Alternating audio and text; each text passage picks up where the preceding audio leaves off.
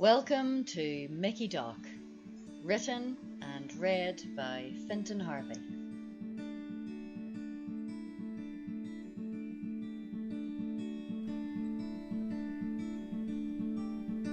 Mickey Doc, Chapter 9. Well, depending on what way you look at things, last night went class. I managed to rehearse for the X Factor for most of the night before falling asleep and getting a good night's sleep, instead of staying up all night getting jiggy with Mandy. I really think my vocals are at the top of their game right now, and I definitely have a recording voice. Mandy didn't come to bed at all. At about 9 o'clock last night I went down to check on her, but she was in the kitchen with Alex and Karen, plus a few other people I haven't met. They were drinking and the room was full of funny smelling smoke. Mandy told me to go back upstairs as she had more stuff to sort out, so I just went back to the room and practiced until midnight. Luckily I still had the sandwiches from the airport. I was that tired I even managed to sleep through their loud music. She should really be concentrating on her audition because it's on tomorrow. I'm already up and dressed when she makes it back to the room. She looks pretty rough, but I'd obviously still dive in there. I need to get a few hours sleep. Fuck, I feel rough, man. Did you get things sorted out? What? Did you get whatever you had to get sorted with Alex and Karen? Oh, yeah, right. Yeah, we got things sorted. Just some crap is all. Is there a shop nearby that I can go get something for breakfast? I'm starving, Marvin. There's bread in the counter in the kitchen, and you'll see the toaster. Just don't be waking on anybody. A few friends of Karen and Alex come over to sort some stuff out too. I feel like telling her it's 11:30 in the morning, but I don't want to aggravate her. Grand job, that'll be cheaper anyways. She just climbed on the bed with her clothes still on, and I pulled the duvet over her head. Then she sits up again. Oh yeah, about that, Mickey. Come here a minute. I sit in the bed beside her. She snuggles into me. I think I could get drunk just sitting beside her. You know the way we're going to be here for a while and you've like no money? Aye. And we have to travel to an audition tomorrow and eat and stuff? Yep. Well, this mate of Karen and Alex who was around last night, and he works as how would you put it? He works as an independent banker. In other words, he will lend you as much money as you need without having to go near the fucking bank and fill out those forms and basically beg the pricks to give you money before they turn around and tell you to fuck off. Right? So I was talking to him last night and he said because you know me and he would lend you whatever you need. I told him it won't be long before you're making big cash through the X Factor and your singing career, so you'll be able to pay him back pretty quickly. You said that? I'm flattered. She pulls me in close to her and kisses me. Now, I'm going to get some sleep, and when I get up, we'll give Knuckles a shout and get the ball rolling. Knuckles? Don't let his nickname scare you. He's a big softy, really. Good night. Oh, and bring up a glass of water when you come back up, and try not to wake anybody, including me. Within seconds, she's fast asleep and snoring. I head down to the kitchen and make myself some toast. Then spend the rest of the day in the room watching TV while Mandy sleeps. Eventually she gets up and we go to McDonald's for dinner. She says that Knuckles is going to meet us there. I'm not too sure about taking money from a stranger. He's not a fucking kidnapper offering you candy to get into his van, Mickey, so stop being a fucking plank. I know, it's just, I don't know him. I know him and it's his job to lend people money. He doesn't just do it out of kindness, man. Still doesn't feel right somehow. Look, Mickey, here's the way it is. You're practically skint, right? Right. And you're going to need some money to tide you over, cause I can't be carrying the both of us. Got me? Aye. So my friend is going to give you the money until you get rich off the X Factor. It's basically your money, you're just getting it a little bit in advance. I suppose when you look at it like that, that's the only way to look at it. Now, stop worrying. I told you before, I'm here to look out for you. The McDonald's in Manchester looks a lot like the McDonald's in Derry, only bigger. Mandy orders a salad, which is something I really don't get. What is the point of going to McDonald's if you're going to order a salad? It's like going to the cinema and reading a book. Salads and books are two things I have absolutely no time or patience for. We're just finished eating when Mandy's phone beeps and she says that it's Knuckles outside. She takes him back, and the next thing this huge fucker comes through the door and comes over to our table. He's about 6'5" and built like a monster. He could be a WWE wrestler, no bother. He has a shaved head and a few scars on his face, and his eyes looks like he's constantly squinting. He's pretty scary looking. Mandy gets up and gives him a hug. She has to stretch to get her arms around him. Knuckles, this is my friend Mickey that I was telling you about. Alright, Mickey, you're the fella that's going to win the X Factor then. Aye, that's me. How's it going? It's going good, son, going good. So you need a few shekels to keep you going? They look at each other and can see by my confused look I don't have a clue what he's talking about. Shekels, son, moolah, a bit of dosh to keep you going. Oh aye, money, aye. He ain't Dobrak this one, is he, mans? How much you looking for, son? How much you looking for? I'm not really sure. 4, 5, 6, 10, whatever you need, Irish boy. I know you're good for it. Jesus Christ, I was thinking about £200 tops. I suppose a couple more hundred won't do any harm. Would 5 be alright? Of course, Mickey, son, of course. Why not round it off to 6? Don't you know odd numbers are unlucky? Okay then, 6. I'm shaking like a leaf. 6 it is, no bother, son, no bother. I'll have it dropped round to Al's house tonight. You just pay it back when you get it, alright? That's wild sound to you, Knuckles. Cheers, man. No bother, Mickey, son, no bother at all. Now, I have some business to go take care of, and I'm going to have to shoot off. Nice to see you both, nice seeing you. Then he just gets up and leaves. Mandy is smiling like a cat that caught the cream. Now, that was easy, wasn't it, Mickey? Aye, definitely. I can't believe how easy that was. He seems sound. Yeah, he's a big teddy bear, really. We won't have to worry about money from here on in. We're on the pig's back now, man. Me and you against the world. Suddenly I get really bad cramps in my stomach. Not sure if it was the Big Mac or the thought of borrowing 600 quid off a stranger. It's the morning of the audition and I didn't sleep a wink last night.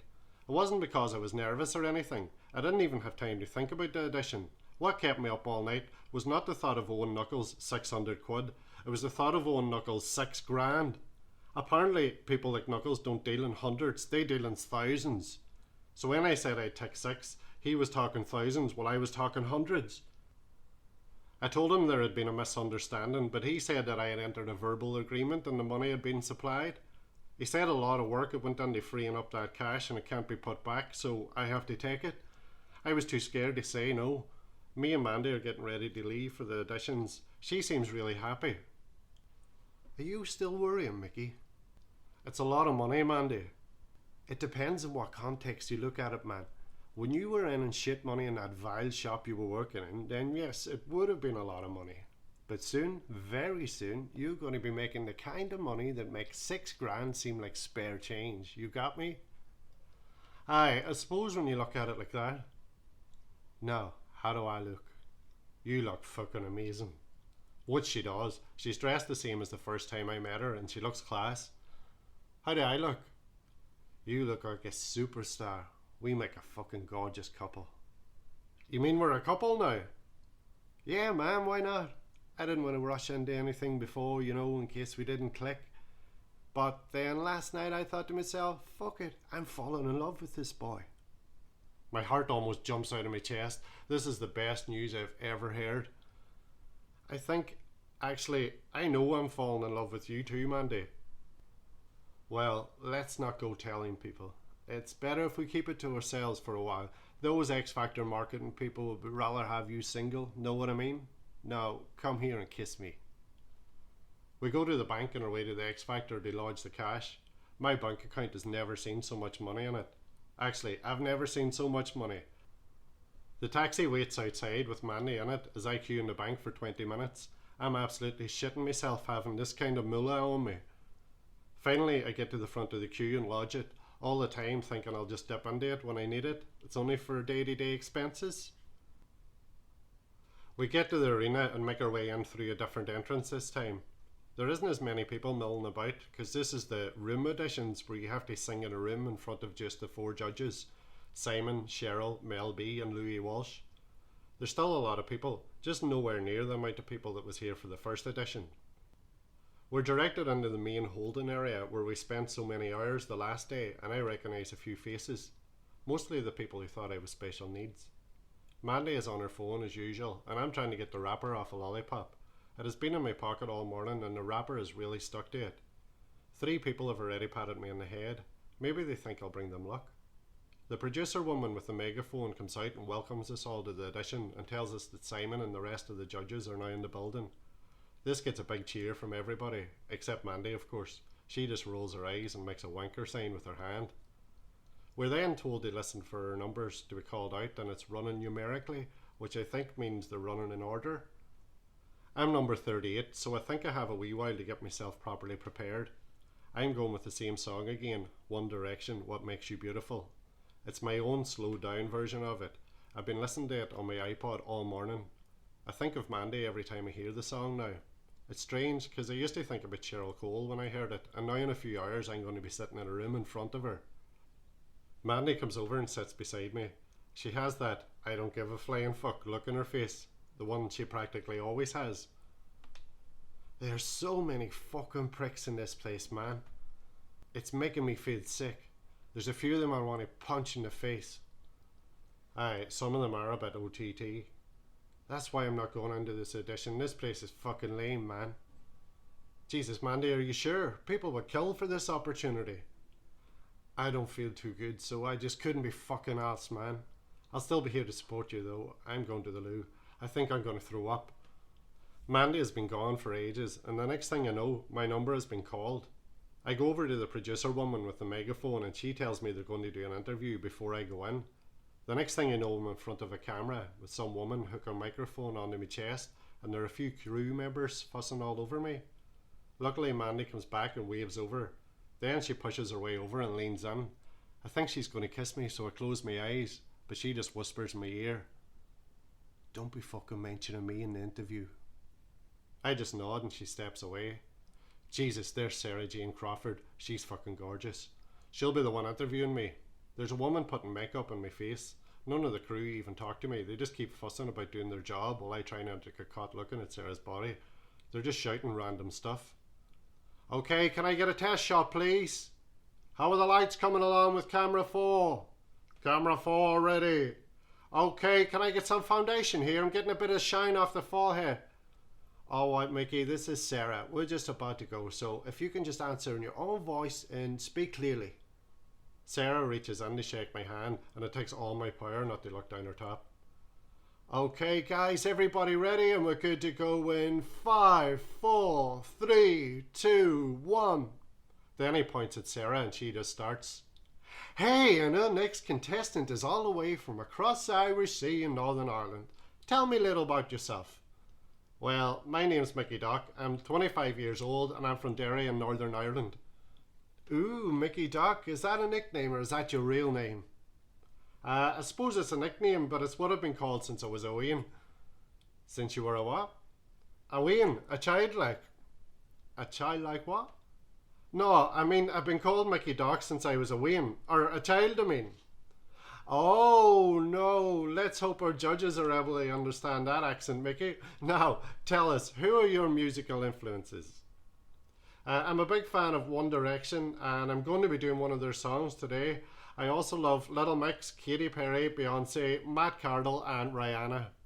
That's quite a mix you got there. What do you do back in Derry, Mickey? Well, I work in a shop called Value Saver up until a couple of days ago before I quit because I was coming here to win. She looks a bit shocked. Whoa, now that's confidence right there, ladies and gentlemen. They were dicks anyway. Shit, sorry. Luckily, she's still smiling. It's okay, we'll edit that bit out. Just mind your P's and Q's. So, what's your biggest dream in life, Mickey? I'm living my dream right now. I've dreamt about this since I was a kid. So now I'm going to go on and win and prove everybody wrong. And is there anybody here with you today, Mickey? Yes, there is. And who would that be? Actually, no, there's nobody here with me. I just thought there was earlier. Again, thinking on my feet. Okay, well, good luck on your audition and let's hope you have the X Factor. Cut! That was one of the crew. He gave me a bit of a shock. Then he points to a woman with a clipboard and tells me to follow Jessica. Suddenly I'm walking across a corridor, then standing outside a huge set of doors. Jessica looks at her clipboard, then holds her headphones. Somebody must be talking to her. Okay, so now if you just follow me through here, and when I give you the thumbs up, you walk around this screen here and the judges will be in front of you. You stand in the middle of the wooden floor, okay? Here goes, everybody ready? Check light and sound, we're good to go. She gives me the thumbs up and I take a deep breath as I walk across the screen and onto the middle of the wooden floor. I really thought I'd be more nervous when I saw the judges, but I don't feel too bad. These 4 people in front of me have the power to change my entire life. Then I think, no, fuck it. I have the power to change my entire life. They all look so unreal and every bit the celebrity. Simon speaks first. Welcome, and your name is? My name's Mickey Doc and I'm 25 and I'm from Derry in Northern Ireland. They all smile, which is good. Mel B and Cheryl look at Louis Walsh. Simon continues. So, what's your background? Well, I lived at home with my ma and dad, but I left there to come over here to follow my dreams. Cheryl jumps in. You left Derry? You mean permanently, pet? Aye, well this is what I want to do, so I checked on my job and come over here. Simon raises his eyebrows like he's shocked, shakes his head and sits back in his chair. Cheryl keeps talking. And what did you work at, Pep? I worked in a supermarket at home. I never liked it. I always knew there was something else for me. And what's your musical background? Well, I haven't really sung in front of anybody before. Well, except in front of my ma a few years ago. Simon rolls his eyes, then says in a cheeky sort of way, so, you've never done any sort of public performance, but you've decided you'll give up your job and try for the audition for the X Factor? He has a condensating look on his face. Aye, pretty much. He rolls his eyes again. Okay, let's hear what you got. I take a big breath and wait for the music to come on. I've heard this music 1,000 times and I know where every note should be. The music comes on. This is it. All of a sudden I'm lost in the moment. You're insecure, don't know what for. You're turning heads when you walk through the door. Don't need no makeup to cover up. Being the way that you are is enough. Everyone else in the room can see it. Everyone else but you. Baby, you light up my world like nobody else. The way that you flip your hair gets me overwhelmed. But when you smile at the ground, it'd hard to tell. You don't know. You don't know you're beautiful. If only you saw what I could see, you'll understand why I want you so desperately. Right now I'm looking at you and I can't believe. You don't know you're beautiful. Oh, that's what makes you beautiful. Now I come out of my zone and realise where I am and what I'm doing there. The judges are silent and I try to get my breath back. Simon is smiling. The other 3 judges are just staring at me. Mel B is the first to speak. Mickey, Doc from Derry, where have you been hiding that voice? That was incredible.